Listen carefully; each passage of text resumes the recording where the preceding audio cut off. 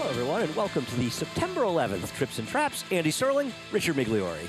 Well, it's an unusual Trips and Traps because this one is dominated by dirt races. Normally it's the other way around, but because we want to get into bias today. Yeah, I mean, we couldn't do a Trips and Traps for the last weekend at Saratoga. We didn't get here until Friday, but we felt that that was an important weekend to get through and talk some. We're not going to uncover any great territory of the race we're going to show from Saratoga, but we wanted to have a sort of lengthy discussion about a possible bias because it did seem Saturday, Sunday, and Monday at Saratoga that the inside and speed very much were a huge advantage. We wanted to talk about a few races from those days and talk about how maybe they exaggerated some performances and maybe they hurt some other performances. And we're going to start out with a maiden race, the second race from August 30th.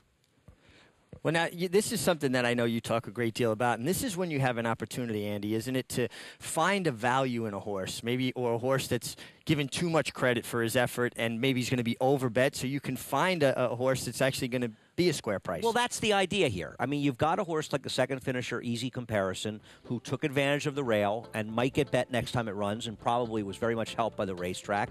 The winner did stalk on the outside, but was on the pace, and it was a moderate pace. But a horse like Evolution was chasing three wide the whole way and may have looked worse than she was. And I thought the first time, or Frumento, a couple of things about this horse I thought were interesting. Breaks a little bit slowly. This was a long shot for Nick Zito. Moves up, moved down towards the inside, which was the place to be on this track, but I'm not sure this horse was happy being down on the inside, Richie. Well, watching him and his body language, you'll see when we turn for home, his head's kind of cocked towards the outside because he's trying to run away from horse a little bit. He's a little bit intimidated. He's a young horse. Now, I think for him as a career going forward, this is a great first effort because he got to see a lot of different situations, and he definitely should learn a lot from this experience. You know, Richie, that's frankly exactly how I was feeling. This was a possible case of a horse who was uncomfortable in the race and still ran reasonably well, all things considered. Now, this was a race that was much talked about because it came up over a second slower than the other division. Now, the other division, though, the winner, a 2-year-old, ran almost as fast as stake that day. So I'm not sure if it wasn't a case of that horse being helped by the racetrack and being an exceptionally talented horse. And maybe it makes this race look worse than it was because, frankly, these horses would have run 2-3 in that race. The second finisher was so far behind. Yeah, I agree with that. And you can almost see Frumento. I don't want to say it incorrectly. It's a hard name. Right? Frumento actually kind of settled when he got his head all the way head and head with the horse that was, just outside of him. He kind of kicked on again, and his gallop out was strong. Who I want out of this race, I think trip-wise Evolution had a tougher trip.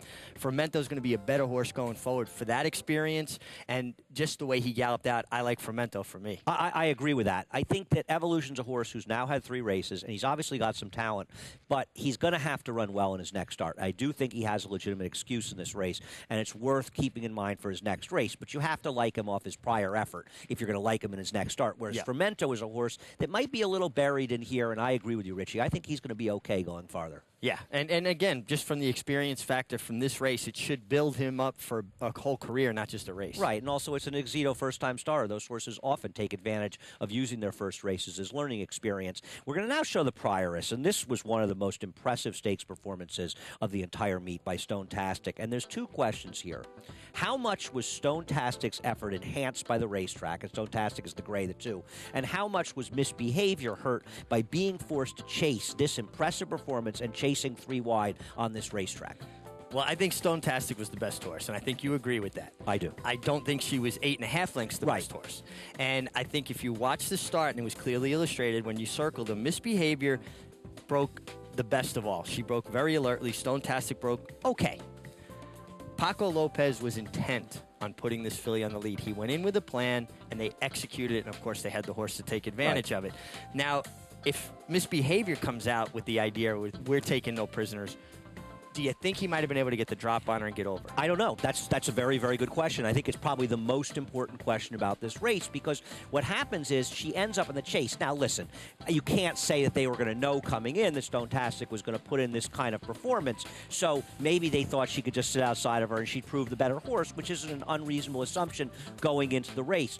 The problem I thought going in was that Javier had given Misbehavior this great ride in the test where he relaxed her on the outside, took advantage of her outside post, and did what he had to do to nurse her through 7 furlongs, which is at least a half a furlong too far for her. Yeah. But this was a 6-furlong race. She's got that go-get-'em speed, and you saw it in the Miss Preakness, probably the best race she's ever run, where Javier could have seized the bull by the horn early in that race and said, I don't have to worry about the distance in this race. I got to get her to the front. And I think that he went in this race with a little bit too much of the test attitude when he probably should have had a more aggressive attitude. Yeah, on the turn back, you didn't have to take any prisoners. Go on. I would agree with that. Getting back to the winner briefly, though, Stone-tastic is undefeated sprinting now, and it's just good to see Kelly Breen get this horse back to what she really wants to do. Playing to a horse's strength is key. No, I agree. She's a classic example of, and listen, you want to try for Kentucky Oaks. There's a lot of glory and money going longer, and you understand the temptation to do it. Once you realize it's not working, they got her back to what she does well, and she's one of the better sprinters in the country, whether she's a female or a male.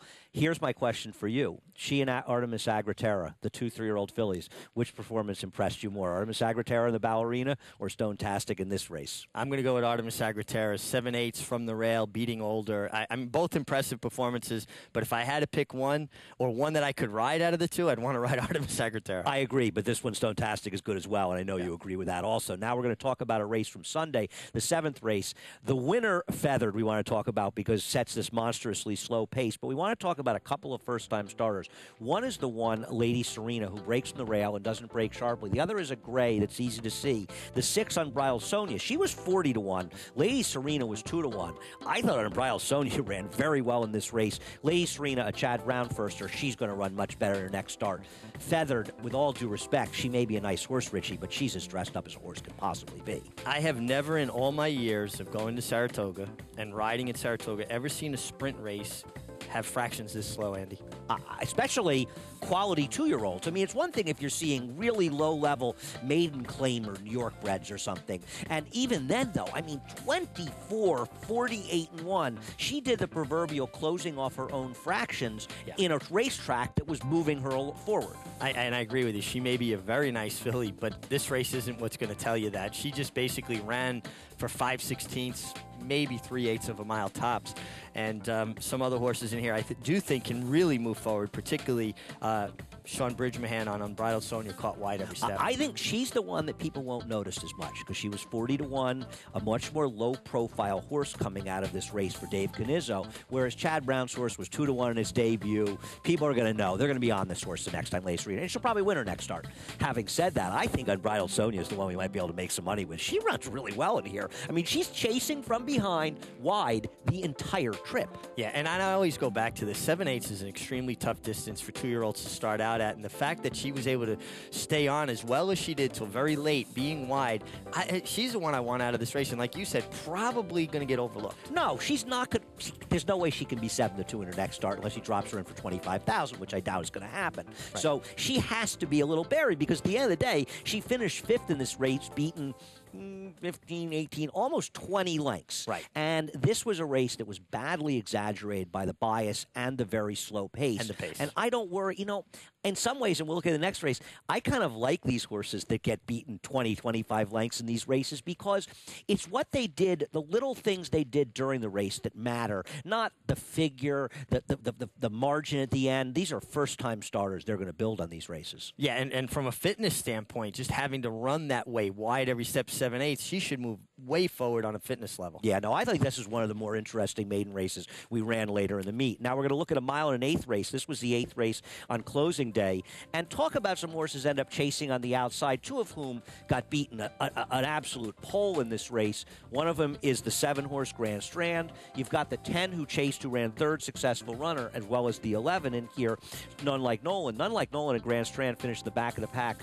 I think both these horses, especially Grand Strand, were badly compromised by chasing wide. Successful runner ran okay, though, Richie, all things considered. Yeah, really ran okay. And again, chasing the whole way out wide. And the winner just gets everything his own way. I mean, speed is always dangerous anyway. When you get to go comfortable, your own pace on a lead, getting a good rhythm. But then when the track's also playing to that strength, how do you don't beat horses like this? You can't beat the horse like this, and this is such an exaggerated performance. And keep in mind, the second finisher, Classic Sense, actually is back here towards the back of the pack, stays on the rail every step of the way and gets the perfect sort of suck-up second, a great ride by Jose Ortiz. I can't wait till CJ's awesome winner of this race comes back. He's going to be the most overbet, dressed-up horse around. Yeah, especially because he draws off to win by 7.5 lengths, and people get wowed by those open-length victories. It's interesting, though, and sometimes you can't help it. You're just victim of the draw. You're drawing post 10 like none like Nolan. But sometimes you see guys almost kind of get shuffled out of their spot, not being aggressive enough. And that wasn't the case here with this particular horse. But sometimes, unfortunately, it's just the draw. Yeah, I think it really was the draw in this case. You know, and I don't want to say that I know Grand Strand was last in this race and beaten over 20 lengths. Grand Strand gets back in the right spot the next time. I'm going to draw a line through this race. Here's Successful Runner making that 3-wide run. I think Successful Runner ran very well in here. And this is a maiden that'll come back and run well if he run at Belmont Park around one turn where he's already run well in 2 starts.